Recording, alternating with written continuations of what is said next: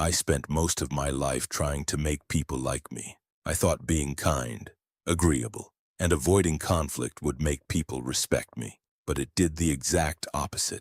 The more I tried to please everyone, the less people respected me. They ignored my boundaries, took my kindness for granted, while the people who cared the least about being liked seemed to earn the most respect. At first, I couldn't understand why, so I started studying psychology, persuasion, and human behavior. And that's when I discovered something that completely changed the way I see people. Respect doesn't come from making everyone happy. It comes from being willing to disappoint them. The truth is that the moment you stop trying to be everyone's hero, you'll eventually become the villain in someone else's story. And that's the price of self-respect. So if you're tired of constantly seeking approval, if you're tired of sacrificing your own needs just to keep other people happy, watch this video until the end, because today, I'm going to show you why becoming the villain might be the best thing that ever happens to you. The first thing you need to understand is that people often confuse kindness with people-pleasing. At first glance, they may look the same. Both involve helping others, being polite, and treating people with respect, but they're completely different. A kind person helps because they want to. A people-pleaser helps because they feel they have to. And whether they realize it or not, people can sense that difference. Think about it. Have you ever met someone who agrees with everything? Someone who never says no and changes their opinion depending on who they're talking to? At first, that person may seem nice, but over time, something strange happens. You stop respecting them, not because they're a bad person, but because they don't seem to stand for anything. They don't have clear boundaries. They don't have standards, and they don't have the courage to risk disapproval. As a result, people start to lose respect for them, because people tend to respect those who are willing to stand by their values, even when doing so disappoints others.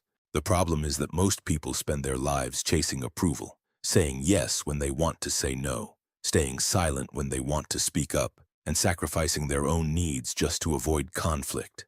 But every time you do that, you're sending a message. You're telling people that your boundaries are negotiable, that your time is less important than theirs, and that keeping others happy matters more than respecting yourself. The irony is that the more approval you seek, the less respect you receive, because respect isn't earned by gaining everyone's approval. It's earned by having principles you're unwilling to abandon. But that's where most people struggle, because the moment you start setting boundaries, something uncomfortable happens. Some people stop liking you.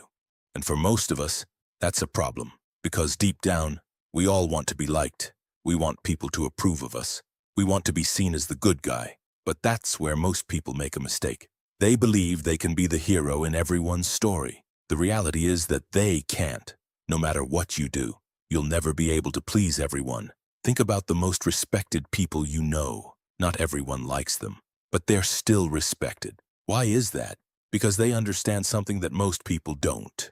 Approval and respect are not the same thing. In fact, the more approval you seek, the less respect you earn. The moment you start making decisions based on how everyone else will react, you stop living according to your own values. You start filtering your opinions, hiding your true thoughts, avoiding difficult conversations, and making decisions designed to avoid disappointing other people. The problem is that you're playing a game you can never win, because no matter how kind, generous, or understanding you are, there will always be someone who is disappointed by your decisions. Say no to a request, and someone gets upset. Set a boundary, and suddenly you're selfish. Prioritize your goals, and people start saying you've changed. If you spend your life trying to avoid those reactions, you'll end up trapped by other people's expectations. That's why trying to be the hero in everyone's story is a losing game. Sooner or later, you're going to disappoint someone. That's not a possibility. It's a guarantee. The only question is whether you'll betray yourself to avoid it.